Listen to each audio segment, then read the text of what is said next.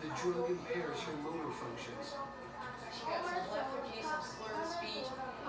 Fearing an overdose, her brother rushes, but unbeknownst to him, or the doctors, or even Leah herself, the real threat to her life is neither allergies nor antihistamines. I think what happened is about 3 or 4 days prior to hospitalization, she was starting to get a problem itself in just diffuse vasculitis.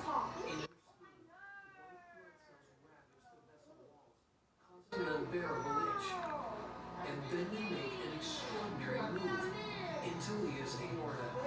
She was getting more and more inflammation of her aorta.